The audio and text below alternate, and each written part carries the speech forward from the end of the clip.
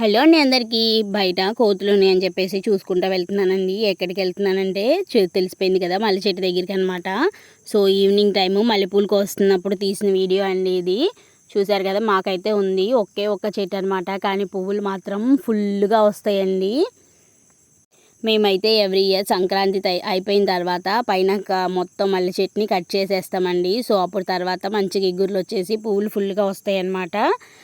ఇది 10 days before video అనమాట. So ఇప్పుడు పోస్ట్ చేస్తున్నాను. అప్పుడే స్టార్ట్ అయినాయి మల్లెపూలు. తర్వాత అయితే ఇంకా బోల్డ్ పూసినాయి. అండ్ ఇక్కడ చూసారు కదా, మా దీక్షిత వీడియో తీస్తుంది. తన ప్రతిభ చూపిస్తుంది అనమాట. ఎక్కడెక్కడ సందుల్లో నుంచి తీస్తుంది వీడియో. అండ్ ఫైనల్గా పువ్వులు చూసారు కదా, బాగా పూసినాయండి. మేము పెట్టుకోగా ఇంకా మాకు తెలిసిన వాళ్ళకి కూడా పంపిస్తాము. అండ్ చూసారు కదా, ఇది మా పెద్దత్తే వేశారంటండి ఎప్పుడో ఈ చెట్టుని. అప్పటి నుంచి మంచిగా పూలు పూస్తూ ఉంటుంది. నేను అదే అంటాను, అసలు ఏ టైంలో వేశారో కానీ భలే పూలు పూస్తున్నాయి అత్తయ్య అని చెప్పేసి.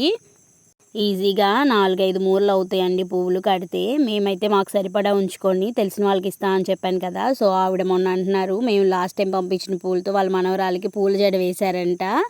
నెక్స్ట్ మా పిల్లలకి కూడా వేయాలండి. పట్లంగా వేసి పూల జడ వేస్తే భలే ఉంటారు కదా పిల్లలు.